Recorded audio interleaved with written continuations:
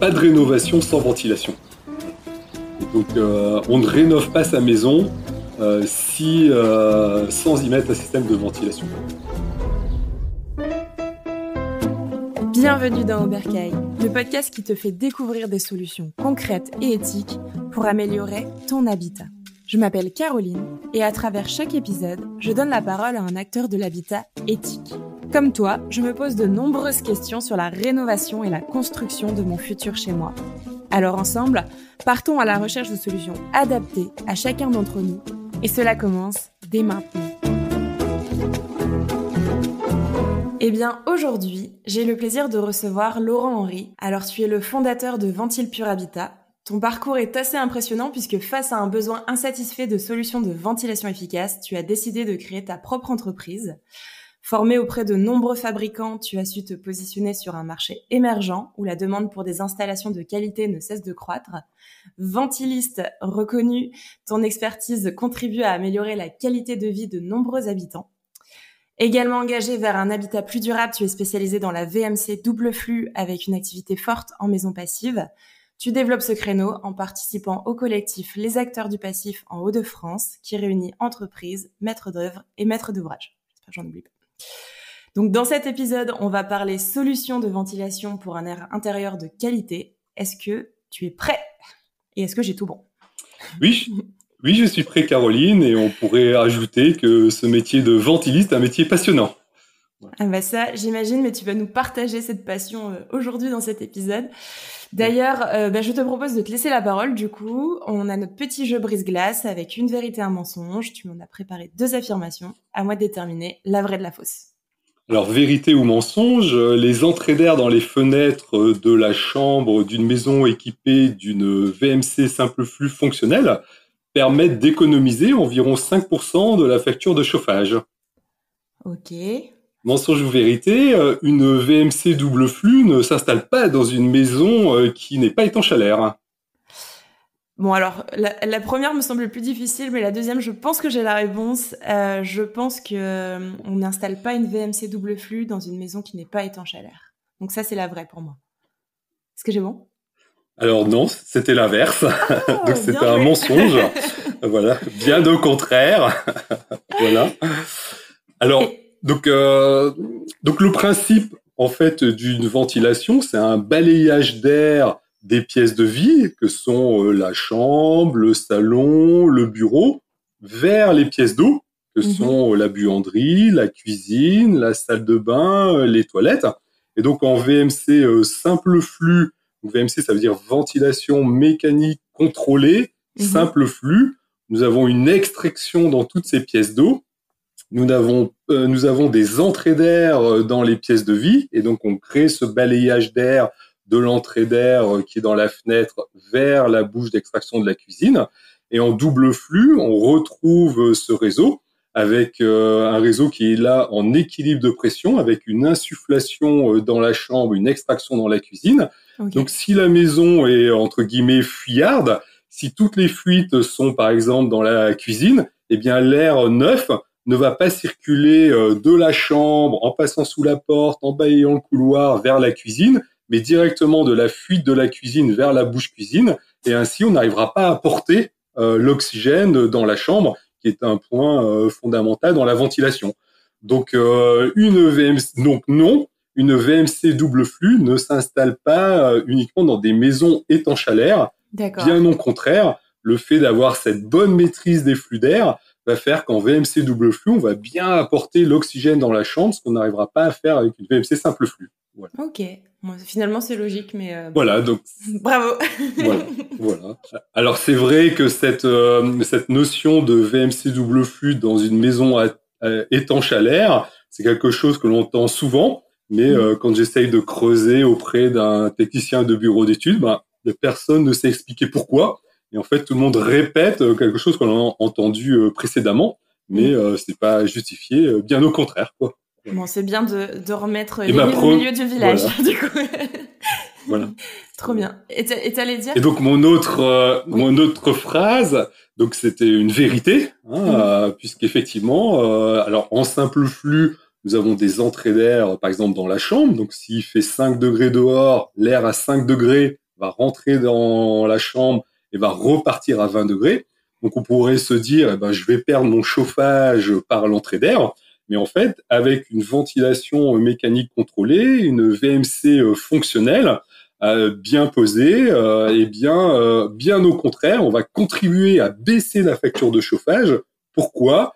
Car dans une maison mal ventilée, on a la sensation de froid en hiver. On va par exemple avoir l'impression en hiver qu'il fait 18,5 dans la maison alors que le thermostat est par exemple sur 20 degrés. On a ce décalage-là. D'ailleurs, lorsque je vais chez des personnes qui souhaitent rénover leur maison en hiver, j'arrive, souvent elles ont un châle, un pull sur les épaules, parce qu'elles ont cette sensation de froid à cause de l'humidité sur la peau. Et donc, en renouvelant l'air correctement, on va retrouver le confort dans le logement. Et si on veut 18,5 degrés dans le logement, on va régler son thermostat à 18,5 degrés et pas à 20 degrés. Donc, cette économie de ce delta de température va contribuer à l'économie de chauffage. Et comme 1 degré, c'est à peu près 7% de sa facture de chauffage, on va comme ça contribuer à baisser la facture de chauffage, malgré le fait que de l'air neuf va rentrer, par exemple, à 5 degrés, s'il fait 5 degrés, dans la chambre, dans le salon. Et tout ça, à partir du moment où c'est bien équilibré, que c'est bien régulé, on fait rentrer juste ce qu'il faut. Voilà. Et qui plus est, Et qui plus est, le chauffage va dans un air humide. Les radiateurs d'une chaudière gaz ont plus de difficultés à donner leur énergie dans une maison humide, ce qui n'est pas le cas dans une maison où l'air est un petit peu plus sec. Donc le chauffage va davantage redonner son énergie dans le flux d'air. Donc il va être entre guillemets plus performant. On va avoir ce confort qui va arriver. Nous n'allons plus ouvrir les fenêtres pour aérer le logement. Ça va être le rôle de la VMC. Si tout est bien équilibré, si tout est bien fonctionnel. Et donc c'est comme ça qu'on contribue à baisser la facture de chauffage, tout comme les autres travaux de rénovation du logement, que ce soit un remplacement de fenêtres, une isolation. Et d'ailleurs, la VMC, lorsqu'on rénove son logement dans le cadre d'une subvention, on impose de poser une VMC. Bon, donc voilà ma vérité et mon mensonge.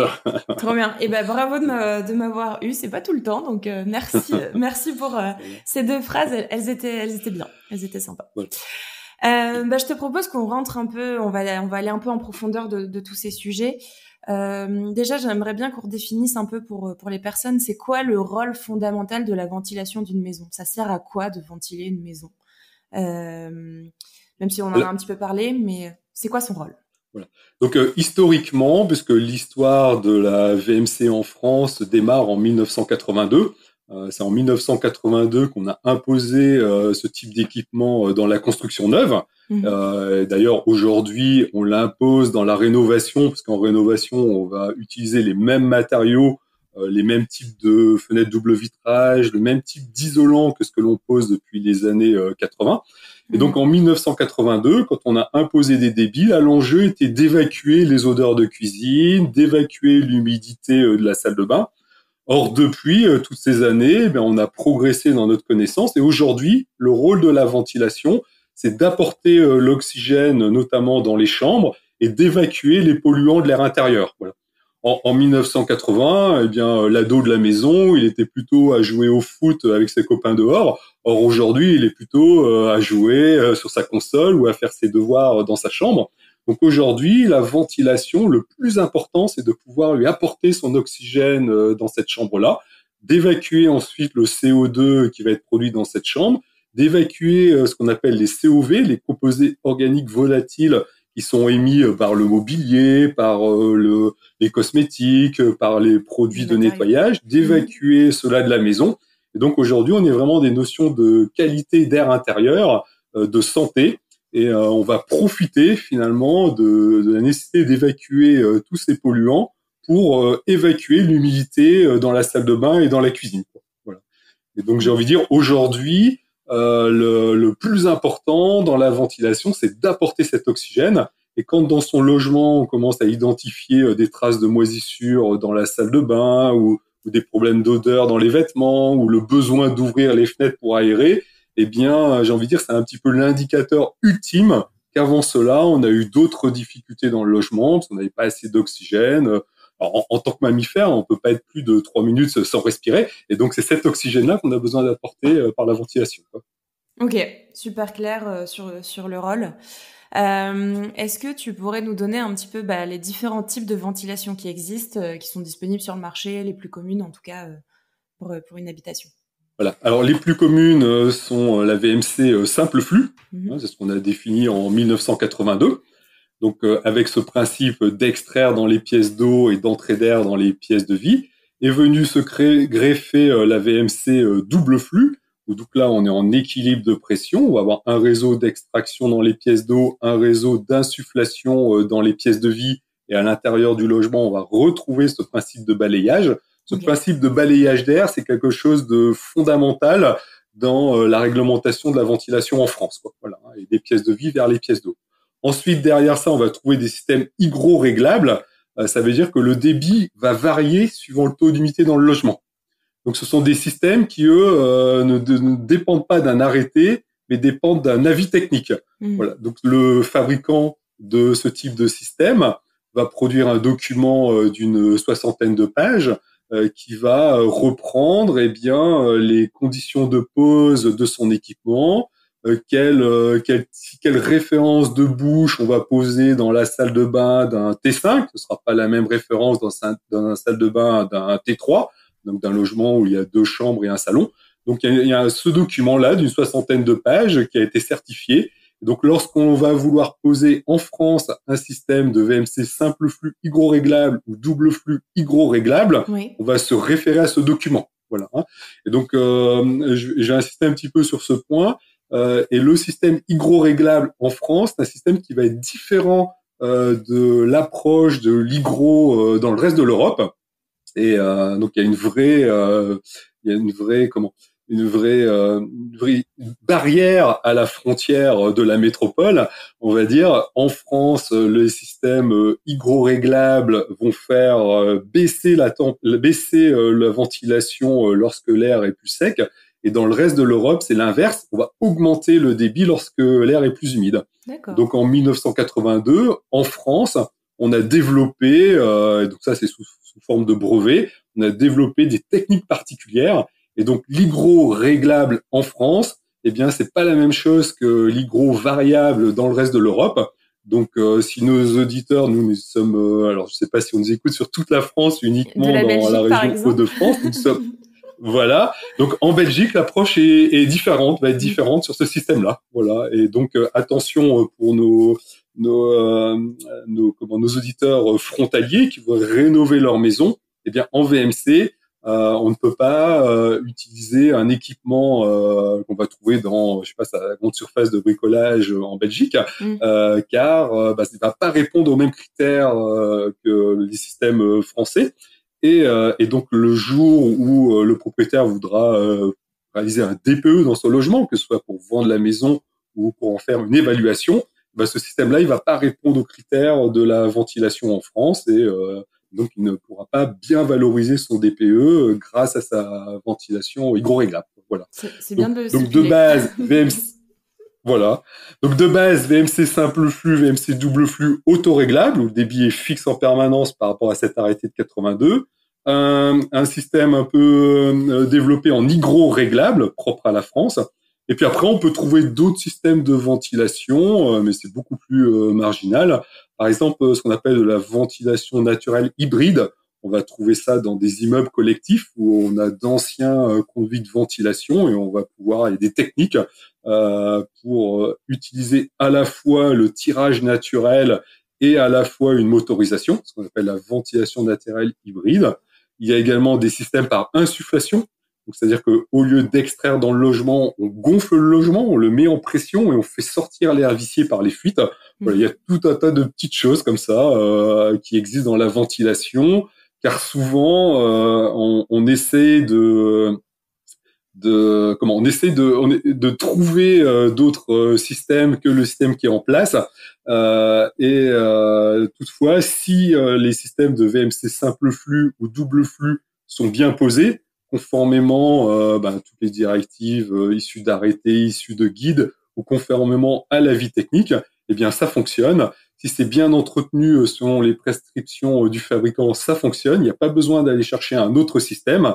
Et c'est lorsque eh bien il y a des petites erreurs dans l'installation, un manque d'entretien, c'est là où on se retrouve en difficulté et qu'on cherche à trouver un autre système, quoi. Eh bien, justement, est-ce que tu pourrais nous donner, juste pour ces systèmes assez connus, un peu les avantages et inconvénients et peut-être les critères à prendre en compte parce que est-ce qu'il y a un système qui va mieux dans la rénovation, dans la construction, peut-être faire sur les deux cas un peu les avantages et inconvénients. Donc en VMC simple flux, ben, c'est ce qui est plus facile à poser parce qu'il n'y a qu'un seul réseau, il n'y a que ce réseau d'extraction. Puis ensuite, il y a ces entrées d'air dans les fenêtres ou dans les murs. Donc c'est quelque chose que l'on va trouver davantage en rénovation. Voilà, donc en rénovation, c'est plus facile à installer. Et le double flux, par contre, on va le trouver davantage dans la construction neuve, car là, il y a plus de facilité en amont de réaliser un calpinage des réseaux, de masquer les réseaux dans les faux plafonds. Donc le double flux, c'est plus facile de le faire dans le neuf. Le simple flux, c'est plus facile de le faire en rénovation. En simple flux, effectivement, l'inconvénient, c'est qu'on a tout de même une petite perte d'énergie, parce que on a cette air à 5 degrés qui rentre dans la chambre. On peut avoir le bruit également qui rentre par les entrées d'air. Si nous sommes dans un grand boulevard, près d'un feu à Lille, on a la pollution des véhicules qui s'arrêtent au feu. Nous avons le bruit qui rentre par ces entrées d'air. Donc ça, en simple flux, c'est un inconvénient. En double flux, on va avoir l'avantage d'avoir une seule entrée d'air. On va filtrer l'air. Effectivement, des personnes qui auraient des petits problèmes respiratoires, des allergies au pollen, ou qui seraient conscients de la pollution atmosphérique, bien avec un système double flux, on va retenir les particules fines, on va retenir les pollens, donc on va améliorer sa qualité d'air intérieur. Voilà. Donc en rénovation, le double flux, on va le trouver lorsqu'on est vraiment dans un enjeu de santé, de confort, donc pas avoir le bruit, pas avoir la pollution, pas avoir les particules fines. Donc on sait le faire, mais ça va générer des travaux plus importants. Mais souvent, comme ça change la vie des personnes qui ont ce type d'allergie, on accepte qu'il y ait davantage de coffrage, de soffit, de gaines techniques dans la maison. Et à contrario, voilà, le simple flux, c'est le plus évident, c'est le système de base qu'on va retrouver en rénovation, quoi. Ok, super clair. Est-ce que ça peut être aussi des solutions adaptées sur des maisons un peu plus alternatives ou des maisons aussi, comme dites, passives? Quelle solution est préférable et comment ça s'adapte en fait sur ce type de maison? Donc, alors une maison passive, c'est une maison sans erreur de construction qui n'a plus de chauffage conventionnel. Donc, c'est une maison très très étanche, donc il n'y a plus de fuite dans la maison.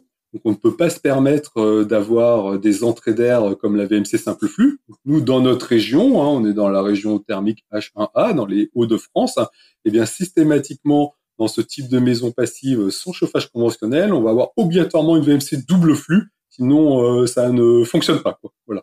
Et donc dans la VMC double flux, on va pouvoir, par le vecteur air, apporter d'autres éléments. Parce qu'effectivement, dans ce type de maison, il n'y a pas de chauffage conventionnel. On a des petits appoints. On a des petits appoints. On va avoir un sèche-serviette, par exemple, dans la salle de bain. Et sur le flux d'air de la VMC double flux, on va apporter un tout petit peu d'énergie, 1000, 1500 watts, lorsqu'il y en a un petit peu besoin, lorsque le soleil n'est pas présent, parce que c'est lui, normalement, qui chauffe la maison passive. Lorsque les occupants ne sont pas assez dynamiques dans la maison, lorsqu'ils n'utilisent pas assez le fer à repasser, on va dire, ou le four, eh bien, ou la cuisine, lorsqu'ils cuisinent pas assez, donc on a ces petits appoints sur le flux d'air, voilà. Et à l'inverse, également en été, on va pouvoir, par le flux d'air, comme le besoin est très très faible dans ces maisons-là, on va pouvoir y adjoindre des systèmes pour baisser un petit peu la température dans ce type de logement. Donc nous, dans notre région, Hauts-de-France, H1A1, maison passive, donc sans chauffage conventionnel, on est systématiquement en VMC double flux. D'accord. Ok. Donc c'est vraiment maison passive VMC double flux. Je sais qu'on a pas mal de nos auditeurs qui se posent des questions sur le fonctionnement lié avec un puits canadien. Est-ce que tu peux nous expliquer synthétiquement ce qu'est un puits canadien pour ceux qui ne connaissent pas, en quoi ça consiste, et peut-être voir aussi comment ça peut se combiner justement avec la ventilation. Alors, l'idée du puits canadien, c'est d'utiliser l'énergie de la Terre à certains moments. Parce qu'on a une masse dans le terrain à une température autour de 14 degrés. Et donc, on va essayer d'utiliser cette énergie gratuite à certains moments de l'année, notamment quand il fait très froid. Si à l'extérieur il fait -10, on a cette masse autour de 14 degrés, on va essayer de puiser cette énergie. Si en été à l'inverse il fait 35 degrés, on a cette masse à 14 degrés, on va essayer d'utiliser cette énergie. Voilà. Donc il y a deux types. Alors ça s'appelle aussi puits artésien, ça s'appelle puits provençal, puits canadien. Donc effectivement, suivant sa destination, eh bien, on a ces différents termes qui sont utilisés pour la même technique, le même principe. Voilà. Donc il y a deux grands systèmes. Il y a le puits canadien aérolique, c'est-à-dire qu'à air, vous avez une cinquantaine de mètres de la maison, une buse. Un poteau, on va dire, qui est dans un matériau sain, type en inox, avec un filtre. On va y puiser l'air au fond du jardin. On va avoir un conduit pour un habitat le conduit va faire 20 cm de diamètre. Mmh. Ce conduit va être à 1 mètre 50, 2 mètres de profondeur, dans ce fameux milieu à 14 degrés, avec une certaine pente. Va rejoindre un regard de visite parce qu'il faut que les condensats qui vont se former dans ce conduit puissent être évacués, et va ensuite rejoindre un emplacement clé dans la VMC double flux. Donc ça veut dire que quand il fait très froid, quand il fait -10 dehors, cet air à -10 va passer par la borne, va être filtré, va passer dans ce conduit sous la terre, va s'élever en température grâce à cet air à 14 degrés et va ensuite arriver dans la VMC double flux avant d'être réinsufflé dans le logement, quoi. Voilà, c'est ça le principe. Alors attention, ce sont des matériaux qui doivent être extrêmement sains, qui ne doivent pas permettre la rétention d'eau ou de bactéries. Donc pour l'eau, il y a cette pente entre 2 et 3%. Et puis le matériau, alors ce sont soit des polyéthylènes de qualité alimentaire, soit des céramiques. Donc il faut être très très attentif. Alors surtout pas de PVC, ça se bricole pas un puits canadien, c'est l'air que l'on va respirer dans le logement. Donc il faut que ces matériaux ne repolluent pas l'air intérieur. Il ne faut pas que ces matériaux émettent de composés organiques volatiles. C'est l'air que toute la famille va respirer dans le logement. Et il ne faut pas qu'ils permettent le développement de bactéries ou la rétention d'eau. Voilà. Ce sont des équipements qu'il va falloir nettoyer régulièrement, tous les ans. Il faut sortir son nettoyeur haute pression et puis nettoyer ce conduit-là. C'est pour cela qu'il y a un regard de visite pour récupérer les condensats, pour pouvoir récupérer l'eau de nettoyage. Voilà. Donc il y a toute une installation un petit peu complexe.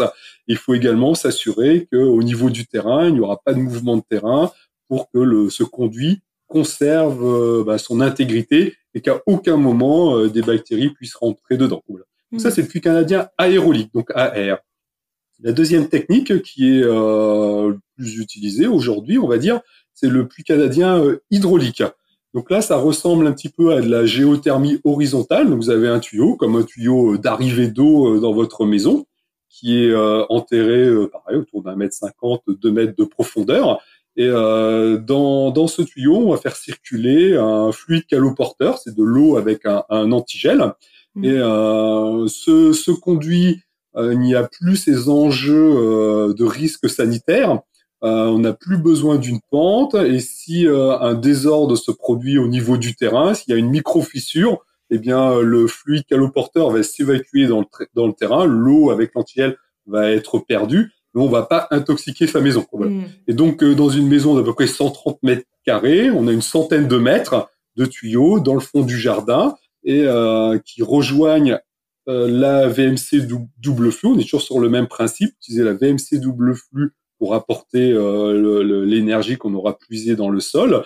Et ce fluide caloporteur, on va le faire circuler quand il fait très froid.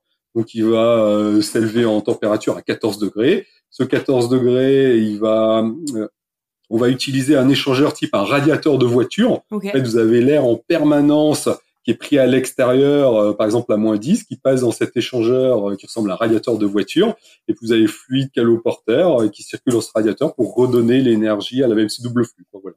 Donc ça, c'est le puits canadien hydraulique. Voilà les deux techniques en fait qui sont mises en œuvre.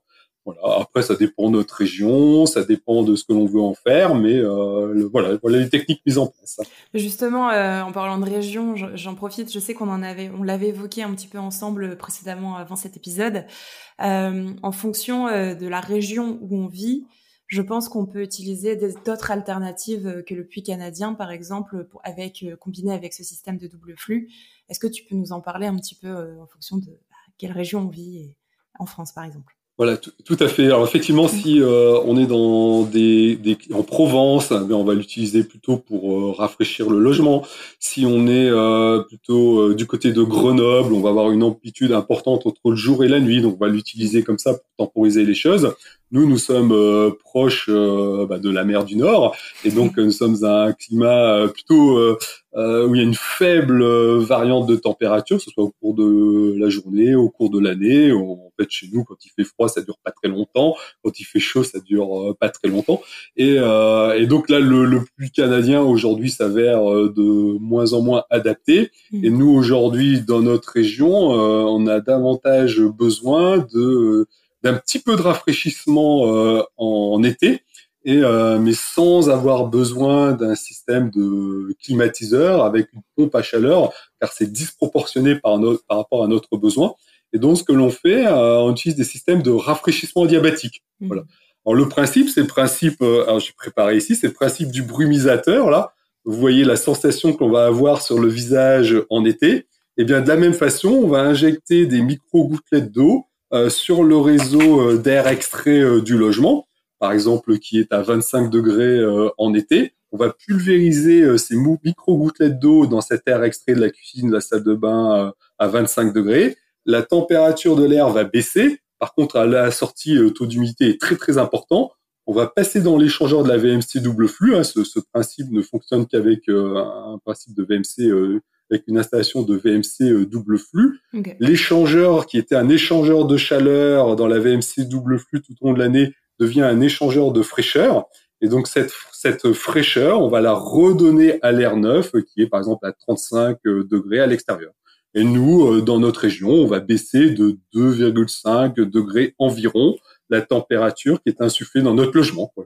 Donc, ça permet, couplé à une bonne inertie dans la maison, couplé à des bonnes protections solaires, eh bien, ça permet de passer ces quelques jours de canicule que nous rencontrons de plus en plus souvent, certes, mais qui durent une semaine où il y a des coupures. Et donc, ça va nous permettre d'apporter ce petit peu de confort qui nous manquait.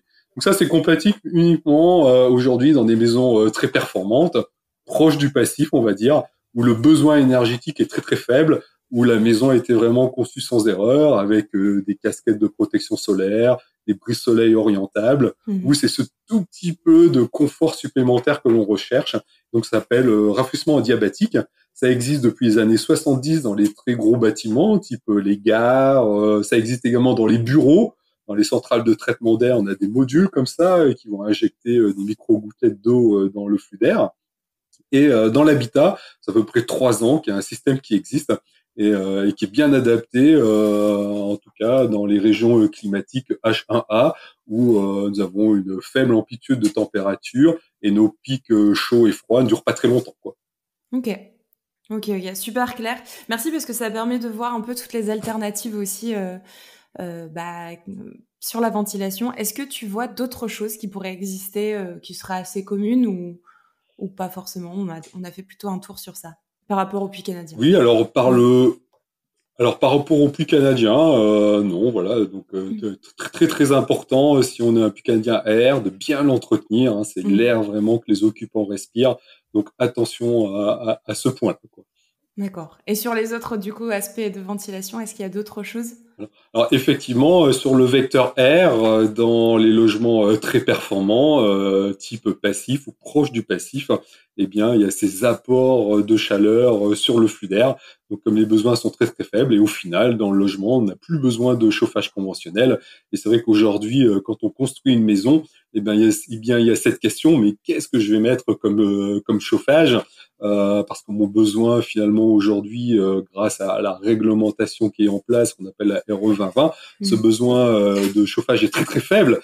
Donc aujourd'hui, la question, est-ce que je mets un système appelé? Est-ce que je mets une pompe à chaleur? Voilà. La question est difficile la réponse est difficile, le choix est difficile à prendre. Et donc le fait de choisir de construire une maison sans chauffage conventionnel, on a réglé ce problème-là. Il n'y a plus de choix de chauffage à faire. Donc, voilà. Effectivement. Donc partir plutôt sur le passif, on est d'accord. Voilà. Est-ce que tu connais un peu des fourchettes ou des budgets moyens pour chaque solution pour essayer un peu d'indiquer à notre audience combien faut prévoir en moyenne pour pouvoir installer en rénovation ou en construction d'ailleurs. Tu disais effectivement parfois il faut prévoir une fourchette un peu plus large en rénovation pour la double flux. Est-ce que tu aurais des chiffres à nous donner? Oui, alors une VMC simple flux hydro-réglable avec un produit de marque, avec un système basse consommation dans la maison, une maison en rénovation de, on va dire, 130 mètres carrés, il faut compter à peu près 3 000 euros. Voilà. Une VMC double flux en rénovation, on profite aussi du taux réduit de TVA dans la rénovation. Il faut compter à peu près 8 000 euros. Et lorsqu'on va arriver dans le neuf et on va y ajouter des éléments comme ce qu'on vient d'évoquer, que ce soit pour du rafraîchissement ou que ce soit pour des petits apports énergétiques, il faut compter à peu près 13 000 euros TTC, installer le matériel dans un projet neuf. Hyper clair. Et justement, en termes d'entretien, tu l'as sous-entendu tout à l'heure, est-ce que y a des entretiens à faire tous les ans? Est-ce qu'il y a des choses à prévoir? Il faut faire appel à des professionnels ou on peut le faire soi-même? Comment ça se passe? Alors aujourd'hui, la réglementation vous demande de faire l'entretien, mais n'oblige pas à ce que ce soit une entreprise extérieure. Pour les chaudières, vous devez prendre une entreprise, vous devez avoir un certificat qui est parfois demandé par votre assureur. Pour la ventilation, ce n'est pas le cas. Toutefois, effectivement, ça s'entretient. Dans un premier temps, pour essayer d'augmenter la durée de vie de votre équipement. Donc, dans tous les cas, que ce soit en simple flux ou en double flux, on va dépoussiérer ces bouches et ces amenées d'air tous les ans avec un petit pinceau. En cuisine, parfois, on peut démonter le mécanisme et le mettre au lave-vaisselle ou le nettoyer en même temps que sa vaisselle. En cuisine, parfois, le module est gras. Donc ça, c'est quelque chose qui est à réaliser tous les ans. Ensuite, au niveau de la VMC en elle-même, il y a un ventilateur en VMC simple flux, il y en a 2 en double flux. Donc c'est quelque chose qu'il faut aussi entretenir, on va dire tous les 2-3 ans maximum. Alors il faut se référer bien sûr aux spécifications du fabricant. On est plutôt sur cet horizon-là. Et en double flux, comme on va filtrer l'air, eh bien les filtres qui vont retenir ces fameux pollens et ces particules fines, on va l'aspirer tous les 3 à 6 mois et on va le remplacer tous les 6 mois à 1 an, suivant l'environnement dans lequel on se trouve, suivant le niveau d'encrassement. Et en VMC double flux, on va pouvoir également nettoyer les réseaux de ventilation, surtout les réseaux qui amènent l'air neuf dans le logement. Et c'est quelque chose qui va être réalisé à peu près tous les 15 ans. Donc il y a double flux, tous les 3 mois, 3 à 6 mois, j'aspire mes filtres. Tous les ans, je dépoussière mes bouches, mes amenées d'air. Tous les 2-3 ans, je nettoie le motoventilateur et l'intérieur de ma VMC. Et tous les 15 ans, je vais pouvoir nettoyer le réseau en VMC double flux. Ok, super clair. Merci beaucoup. Est-ce que tu vois quelque chose à rajouter qu'on n'aurait pas évoqué sur la ventilation, qui n'est peut-être que j'ai pas forcément connaissance? Est-ce qu'il y a un sujet sur lequel on t'a déjà un peu titillé ou tu penses que ça pourrait être utile pour nos auditeurs? Voilà. Alors j'ai envie de dire, en quelques mots, pas de rénovation sans ventilation. Voilà. Et donc on ne rénove pas sa maison sans y mettre un système de ventilation. Parce qu'on va créer sinon des désordres, que ce soit dans les murs avec de l'humidité qui va se développer, que ce soit pour la santé des occupants du logement. Je vois assez souvent des logements où on a remplacé les fenêtres, donc on a fait Cette rénovation énergétique s'est transformée en thermos, mais on a oublié qu'à l'intérieur, il y avait un mammifère qui avait besoin de respirer, voire plusieurs. Et donc, on a oublié ce renouvellement d'air. Et au bout de 2 ans, eh bien, les occupants ont plus froid qu'avant. Et leur santé se dégrade. Dès qu'un microbe passe, eh ben, ils sont le premier en début de saison à attraper le rhume. Ils sont le dernier en fin de saison. Les enfants sont tout le temps malades.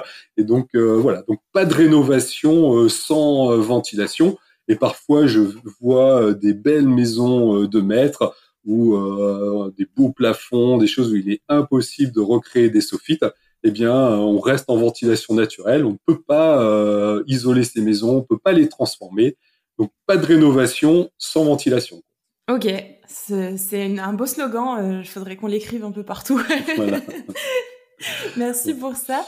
Écoute, j'ai l'impression qu'on a fait un bon tour autour de la ventilation. Est-ce que tu es partant pour partir sur la phase action et un peu tac au tac de ce podcast? Allez, je vais tenter de ne pas être trop long en répondant du tac au tac. Trop bien. Allez, c'est parti. Je profite de cette coupure, tu te demandes peut-être comment soutenir notre travail sur Ubercaille. Déjà, tu peux noter ce podcast. C'est un moyen simple mais crucial pour atteindre un public plus large. Sur Apple Podcasts ou iTunes, on t'invite à laisser une note et un commentaire. Et si c'est sur Spotify, tu peux également nous soutenir en partageant ce podcast en story et en nous taguant sous le nom Ubercaille-Média. On compte sur toi. Et maintenant, retour à notre intervenant. Concrètement, comment ça se passe pour son Bercail ? Nos auditeurs, ils ont un projet d'installation de ventilation. Quelle surprise. Qu'est-ce que tu leur conseilles ? Une première question à se poser, un acteur à conseiller, un conseil hyper concret à leur donner. Il faut avoir un raisonnement global. Il faut voir tous les entrepreneurs en même temps parce qu'il y a des interactions entre le menuisier pour les fenêtres extérieures, entre l'entreprise d'isolation, entre le couvreur, entre la pose des portes intérieures. Donc, raisonner globalement. Ok. Donc, essayer d'avoir un peu tous les corps de métier pour être sûr que le système installé sera le bon choix. Et bien installé aussi, surtout. Voilà. Et que l'addition de tous les travaux de rénovation permettent d'atteindre l'objectif. Si on oublie quelque chose, on a mis des super fenêtres, triple vitrage dans sa rénovation, puis il faut ouvrir les fenêtres parce qu'on manque d'oxygène dans le logement, ça servait à rien, on a un peu tout perdu. Voilà. Okay. Raisonnons globalement et quitte peut-être à ne rénover qu'une façade de la maison, mais bien, et à ne pas rénover toutes les façades en même temps, et donc à séparer son projet par façade et non pas par corps de métier. Ok, trop bien. Merci pour ce conseil.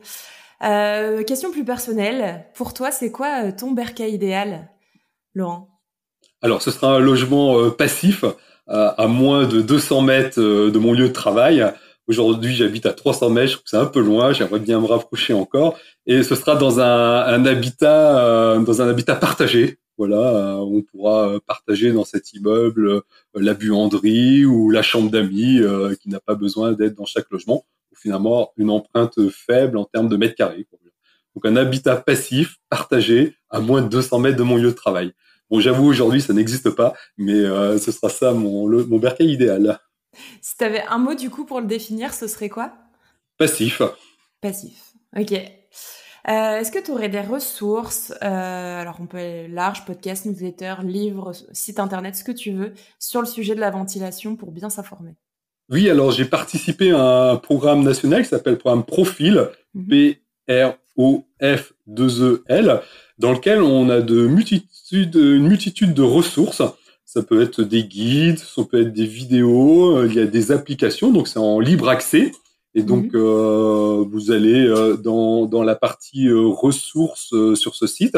Et suivant le thème qui vous intéresse, que ce soit l'isolation de vos murs, changer vos fenêtres, ou la ventilation, donc j'ai contribué à quelques guides dans le sujet de la ventilation, vous allez y retrouver